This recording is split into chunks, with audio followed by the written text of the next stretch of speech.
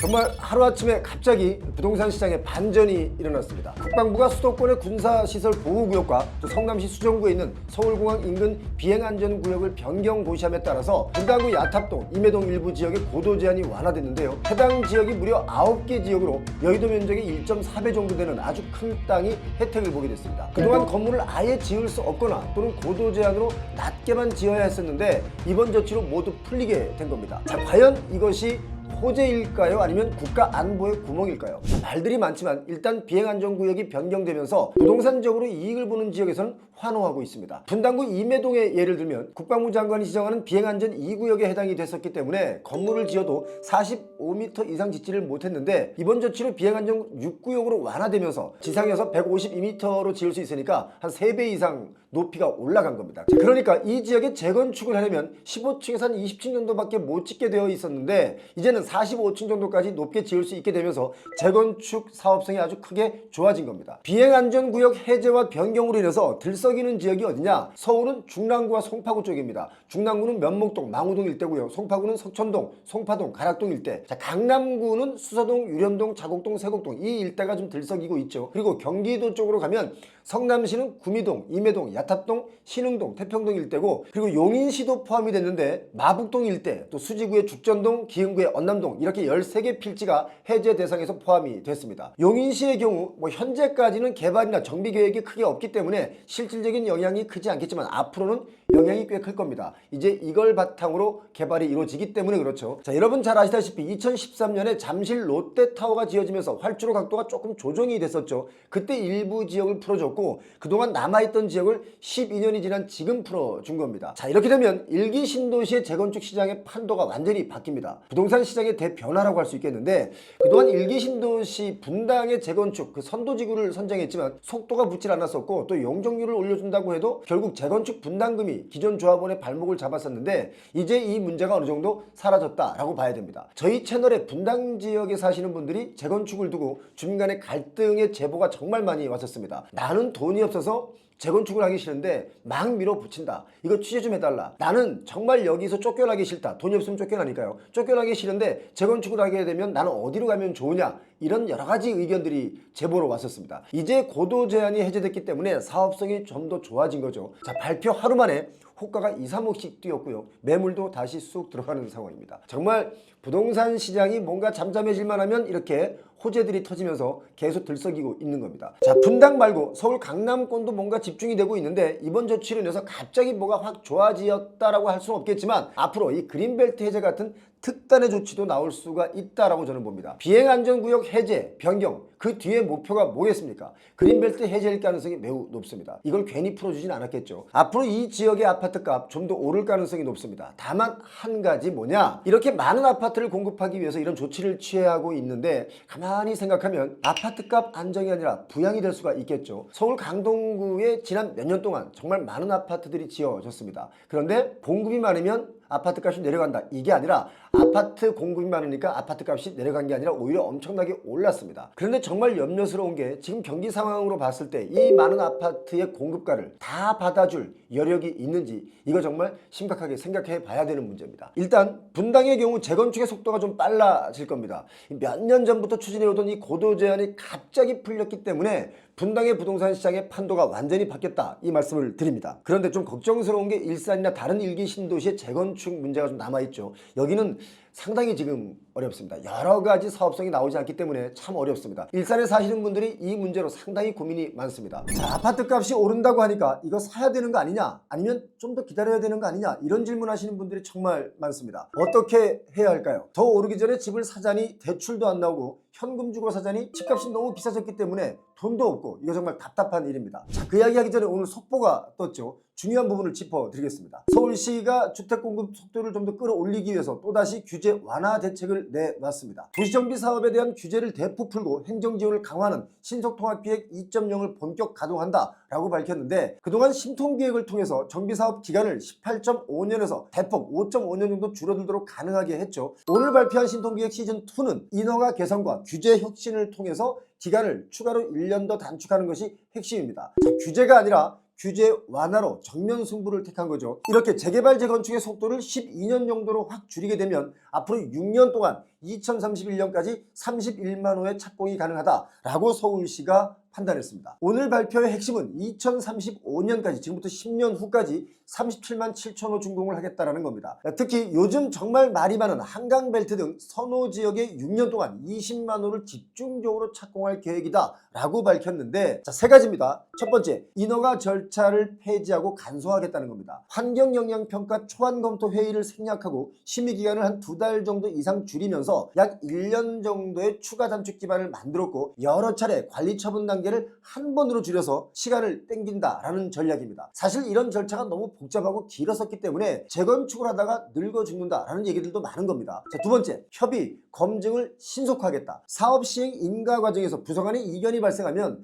여기서 뭔가 많이 길어졌습니다. 오래 걸렸죠. 그런데 서울시가 협의 이견 조정 창구를 직접 만들어서 이 기간을 단축하겠다는 겁니다. 내년 상반기부터는 한국부동산원에서만 그동안 진행하던 관리처분 계획 타당성 검증을 SH공사에서도 처리할 수 있게 해서 속도를 좀 줄이겠다. 행정의 신속화를 만들겠다라는 겁니다. 자, 세 번째, 이주 촉진 및 갈등 해소를 하겠다라는 겁니다. 법적 손실보상 대상에서 제외됐던 그 세입자들에게도 이주 비용을 보상해서 갈등이 없이 신속하게 사업을 추진할 수 있게 하겠다. 이겁니다. 조합이 추가 보상을 할 경우 용적률 인센티브로 이걸 돌려주고 세입자를 보호하고 조합 부담을 줄인다. 이 계획인데, 세입자를 보호하면서 추진을 서두르겠다라는 겁니다. 자, 결론적으로 아파트 준공에 이르는 전 과정 중에 인허가 단계 불필요한 이 절차를 줄이고 행정 지원을 확실히 제공하는 데 초점을 맞춰서 발표를 했습니다. 자, 이게 과연 잘 진행이 될지 지켜봐야 되겠지만, 그리고 가장 관심 있던 부분이 뭐냐면, 과연 토지거래 허가 구역을 추가로 지정할 계획이 있냐 없냐 이거였는데, 추가로 지정할 계획이 없다라고 밝혔습니다. 마포구 성동구 지역에 토지거래 허가제를 추가로 지정할 것이다, 이런 예측이 많았지만 이게 빗나간 거죠. 자, 오세훈 시장의 생각에는 규제보다는 공급 속도로 집값을 안정화하겠다라는 뜻이겠죠. 자, 그런데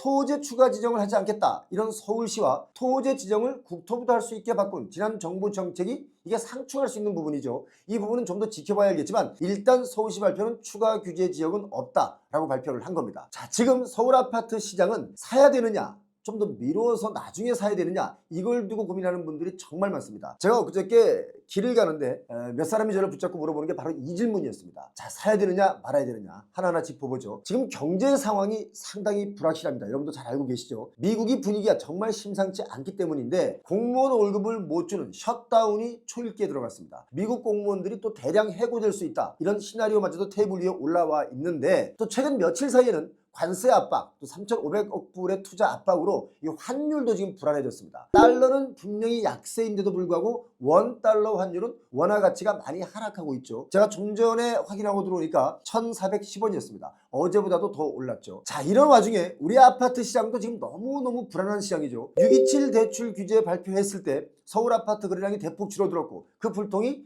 3개월 만에 번지기 시작했는데, 지난 97 대책이 공급 부분에 별 내용이 없었죠. 없다 보니까 풍선 효과로 서울 한강벨트, 마포, 용산 이런 지역의 아파트들과 또 분당의 아파트들이 가격이 갑자기 오르기 시작했습니다. 자, 이렇게 된 것의 가장 중요한 부분이 뭐냐, 밑불이 살아 있었는데요. 이 살아있는 밑불에 기름을 부었습니다. 뭡니까? 미국 금리 인하가 시작이 되면서 우리도 금리 인하가 될 것이다라는 기대가 생기면서 부동산 시장이 다시 꿈틀거리기 시작하고 있는 겁니다. 그나마 좀 다행스러운 것은 뭐냐면, 서울 수도권 아파트를 6억 이상 대출을 받을 수 없어서 더 큰 연구를 할 수가 없게 됐지만, 맥스 최대한 6억을 대출받아서 아파트를 사려는 사람들이 지금 늘어나고 있습니다. 아니, 6억이 쉬운 돈입니까? 사실 6억이라는 대출 한도도요, 제가 볼 때는 많이 해주는 대출이다 라고 봤는데, 사람들은 이걸 좀 우습게 하는 것 같습니다. 지난 627 대책 발표 때도 말씀드렸지만, 대출 6억 상한선을 정해놓은 것은 서울 수도권 이쪽 지역에 대출을 많이 받아서라도 갈아타게 하려고 하는 그 수요를 억제하려고 이런 정책을 내놓은 겁니다. 자, 그래서 거래량은 대폭 줄었지만 실수요자들은 또 신고가를 쓰면서 거래를 하고 있는데, 분위기가 갑자기 뜨거워지니까 정부가 추석 전에 마포, 성동, 과천, 분당 이 지역을 토지거래 허가구로 묶을 것이냐 아니냐, 이게 관건이었죠. 물론 분당 지역의 경우 토지거래 허가구로 묶는 순간 일기 신도시 재건축하는 선도지구 이거 다 물 건너가는 거죠. 그래서 여기는 아마 토지거래 허가구로 못 묶을 것이다 라는 관측들이 있는데, 오늘 오세훈 시장이 공급대책을 발표를 먼저 했습니다. 자, 토지거래 허가제마저도 더 이상 확대 지정 없다 라고 못을 박았는데, 한마디로 글쎄입니다. 글쎄. 왜냐, 만약 정부가 추석 전으로 수요억제 대책으로 규제 정책으로 또 들고 나올 수가 있기 때문에 정책 엇박자가 날 수 있다 이거죠. 이거 좀 지켜봐야 되겠죠. 그런데 여러분 정말 중요한 게 뭔지 아십니까? 이미 사람들의 마음속에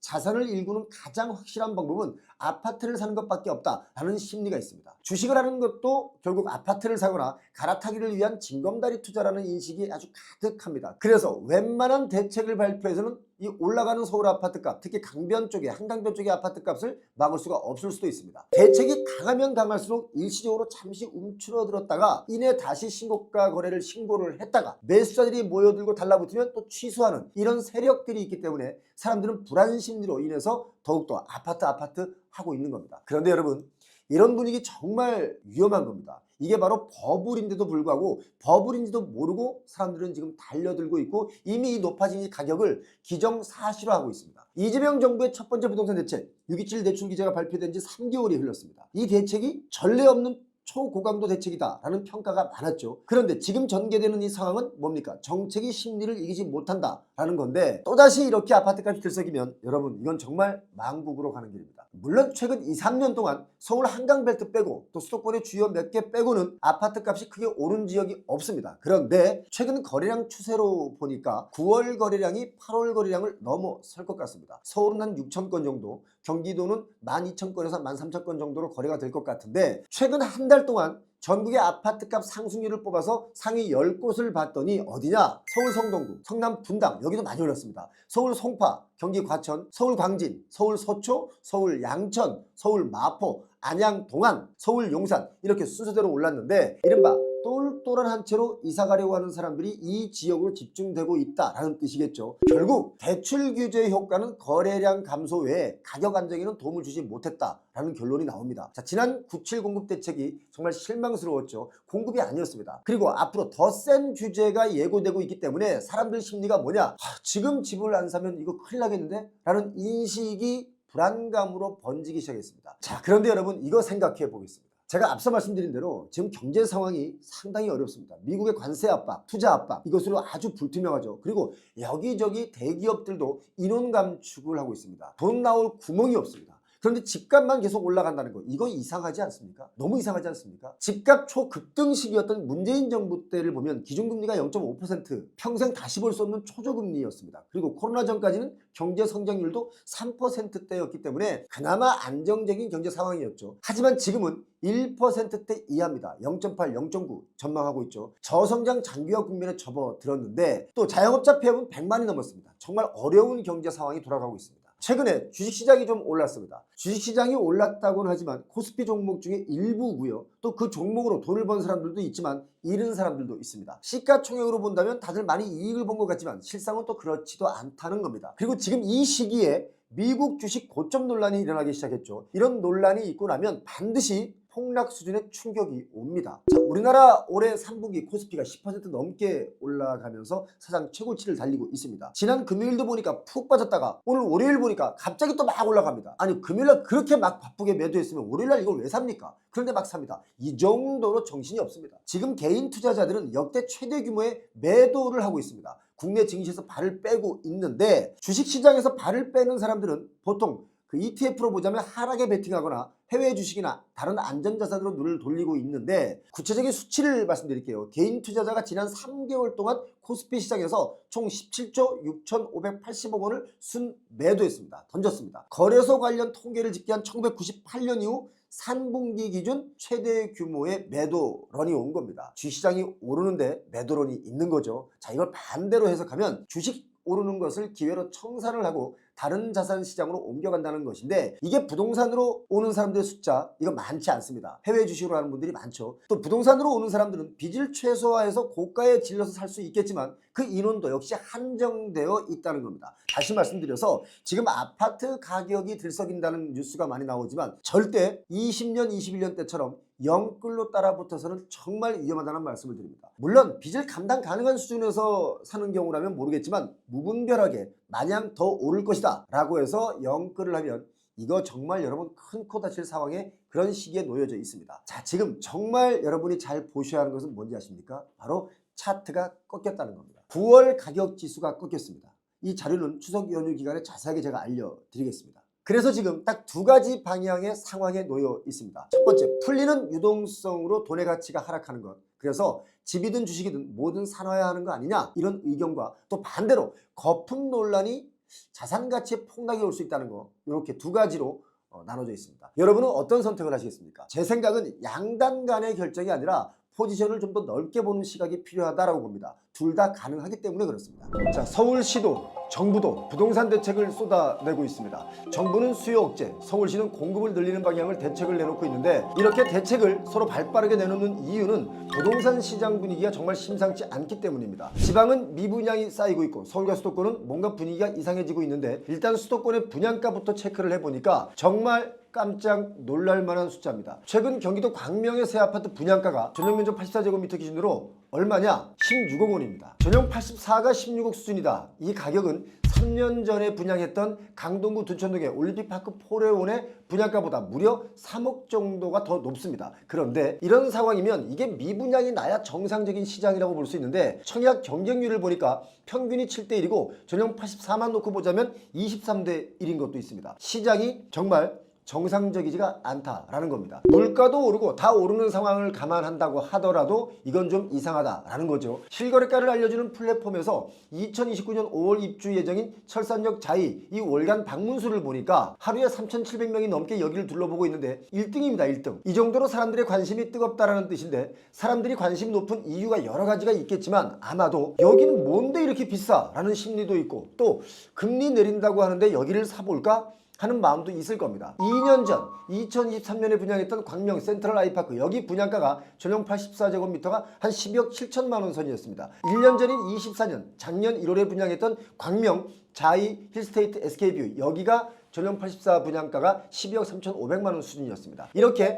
2년이 지난 지금 거의 4억 가까이 올라왔죠. 분양가 오르는 속도가 한마디로 미친 속도입니다. 과속입니다. 과속. 경기도 사회조사를 보니까 광명은 서울로 출퇴근하시는 분들이 대략 한 46% 정도 되고요. 광명시로 출퇴근하시는 분들이 33%, 그러니까 서울로 가시는 분들이 더 많은 겁니다. 나머지가 여러 곳으로 출근을 하는데, 광명에서 바로 옆인 서울 금천구, 이 지역에 출퇴근하시는 분들이 아주 많고요. 영등포, 여의도 쪽으로 가시는 분들이 많았습니다. 그래서 단순 비교로 이 지역의 직장인들의 연봉을 따져봤습니다. 가산동 지역이 4,170만 원, 영등포 지역이 4,300만 원 선, 그리고 여의도 지역이 좀 높습니다. 7,440만 원 선인데요. 이걸 평균을 내면 대략 5천만 원 정도 됩니다. 그런데 광명시의 25년 올해 분양가가 전용 84제곱미터 기준으로 16억 정도 하면 이거 너무 과한 거 아니냐, 그런 생각이 들 수밖에 없죠. 소득은 아랑곳하지 않고 분양가만 높아져 가는데 어떻게 중서민층이 빚이 안 늘어날 수가 있겠습니까? 그렇지 않습니까? 게다가 이렇게 분양가가 높아도 청약 경쟁률이 높은 이유는 지금 사면 4년 뒤 입주할 때는 더 오른다라는 신념들이 있기 때문에 청약 경쟁률이 높은 것입니다. 이거 여러분 정말 염려되지 않으십니까? 사람들이 제게 물어봅니다. 이거 분양받아도 됩니까? 라고요. 이렇게 물어보는 이유는 딱 한 가지입니다.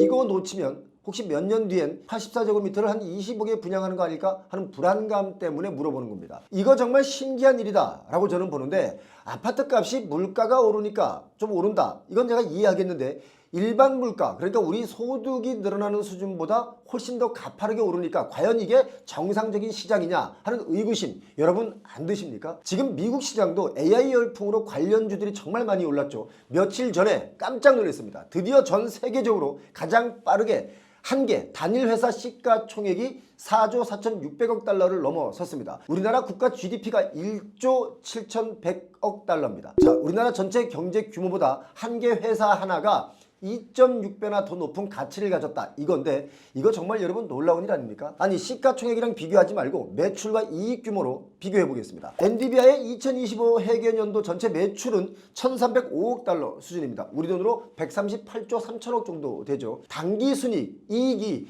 728억 8,800만 달러 수준입니다. 그러니까 우리 돈으로 한 10조 정도 넘습니다. 시가총액이 4조 4천억 달러, 우리 돈으로 6,272조입니다. 어마어마한 돈입니다. 6,272조. 당기순이익 대비 시가총액이 몇 배입니까? 614배 정도 됩니다. 자, 이걸 제가 거품이다 아니다 라고 말하는 게 아닙니다. 아무리 주식이라는 게 미래 가치를 보고 그 가치를 말한다고 하지만 이걸 짚는 이유가 아무튼 이 정도의 그 괴리가 있다라는 말씀을 제가 드리는데, 바로 이게 지금 버블 논란이 일어나고 있는데, 더 기가 막힌 것은 버블이다라고 여러 번 얘기를 해도 사람들은 엔비디아에 올인하고 있습니다. 더 오른다 이거죠. 투자의 현인이다 라고 부르는 워렌 버핏이 이런 말을 했습니다. 최근 주식시장을 보고 탐욕의 시기다 라고 하면서 두려움을 느낀다고까지 했습니다. 그런데 우리나라 아파트 가격이 지금 엔비디아와 같다라고 저는 봅니다. 모두들 광풍이 불고 있는 거죠. 워렌 버핏의 투자 스승이고 증권 투자의 아버지다라고 불리는 벤저민 그레이엄이라는 분이 있습니다. 이분도 공포에 팔고 탐욕에 사는 것이 아니라 그 반대로 행동해야 한다라고 했는데 우리는 지금 아파트 값이 더 오를까봐 공포에 사고 있다라고 저는 봅니다. 서울과 수도권 사람들 대다수의 분들이 아파트 값이 오르는 것에 상당히 불안감을 느끼고 있습니다. 자, 사실 내 집을 팔고 다른 집으로 이사를 가려고 해도 다른 집이 더 올랐다라고 느끼기 때문에 불안한 거죠. 그리고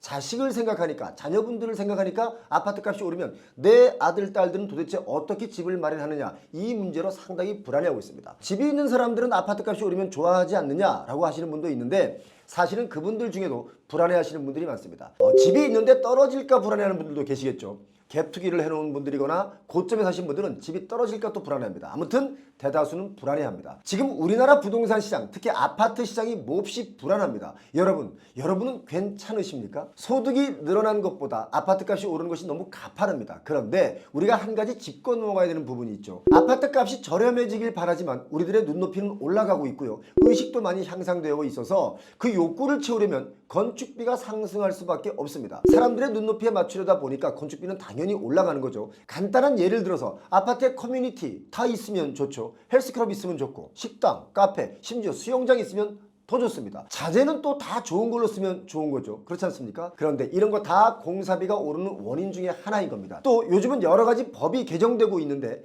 중대재해법 후폭풍이 거세게 불고 있습니다. 공사하다가 인사사고가 나면 공사장은 바로 멈춥니다. 올해 중대재해사고로 공사장이 멈춘 곳이 많이 있죠. 대우건설, DL건설, 포스코 ENC 여러 건설사들이 지금 공사장이 멈췄습니다. 한 248곳의 현장이 멈췄는데 이들 건설사들이 감당해야 할 추가 비용이 최소 3,900억이 넘습니다. 이거요 다 시공사가 물어야 되는 게 아니라 결국 소비자가 물어야 되는 비용들입니다. 그렇다고 중대재해법을 또 안 할 수가 없는 거 아니겠습니까? DL건설이 시공하는 아파트 신축 현장을 보니까 작업자가 숨지는 사고가 발생하면서 40곳의 공사 현장이 평균 8.5일 멈췄습니다. 포스코 ENC의 경우도 중대재해가 발생하면서 103곳의 공사 현장이 평균 28일 정도 공사가 중단됐습니다. 이거 다 비용이죠. 인사사고가 나면 갑자기 공사를 멈추는 이유, 이게 처벌이 강화됐기 때문에 멈추는 겁니다. 잘못하다가는 건설 면허까지 박탈당하니까 멈출 수밖에 없는 거죠. 자, 공사를 중단한 기간 동안 유휴 인건비 있죠. 장비 대여비, 이 모든 비용이 결국 소비자가 물어야 되는 비용이니까 당연히 분양가는 올라갑니다. 눈높이 올라가서 분양가 오르죠. 이런 여러 가지 법이 바뀌면서 또 분양가는 올라갑니다. 이렇게 당연히 올라가는 비용도 비싸지고 있는데 우리의 허영까지 거기에 더 덧붙었습니다. 아파트 값이 무조건 더 오를 것이다 라는 신념으로 패닉 바잉 한다든지 또 워런 버핏의 이야기처럼 탐욕으로 산다든지 해서 너무 과열되면 반드시 반대급부가 생깁니다. 자, 이렇게 모든 분양가가 다 올라가고 있는데 이걸 받쳐주는 그 돈들이 다 어디서 나는지 모르겠습니다. 한 가지 우리가 기억해 둬야 할 것은 뭐냐, 우리 참 많은 사람들이 막 사랑하던 주식 종목이 있습니다. 바로 에코프로 BM이라는 종목이 있는데 올라갈 때 끝없이 올라갔습니다. 이게 버블인지 왜 올라가는지도 모르게 막 사람들은 올라타서 끝없이 올라갔습니다. 지금 세월이 지나서 5분의 1 토막이 나 있습니다. 그리고 미국 주식 중에 사람들이 갑자기 막 좋아서 달려든 종목이 있습니다. 바로 서클이라고 스테이블 코인 관련 종목인데 이 서클도 최근 몇 개월 사이에 고점에서 지금 반토막이 나 있습니다. 모든 재화, 모든 자산의 가치가 마냥 올라갈 수만은 없다. 특히 지금 우리가 지불할 수 있는 소득 대비 아파트 가격은 너무 많이 올라 있다 이겁니다. 제가 어제 영상에서 분당 아파트, 이 강남 아파트, 또 중곡동 지역에 비행기 고도 제한이 풀리면서 뭔가 다시 들썩일 수 있다, 들썩이면 좀 위험하다 라는 취지로 영상을 제가 업로드를 해드려서 많은 분들이 보셨는데 그 영상을 보시고 왜 표용은 또 스탠스를 바꿨냐, 계속 하락한다고 얘기를 해야지 라는 분들이 있는데, 여러분 제가 하락하는 단지를 올라간다고 거짓말할 수도 없는 것이고 또 올라가는 걸 하락한다라고 거짓말할 수 있는 건 아니지 않습니까? 지금 시장의 분위기를 여러분께 있는 그대로 전달하는데 왜 어떤 분들은 무조건 하락해야 한다라고 얘기를 해줘야 성이 차는지 모르겠습니다.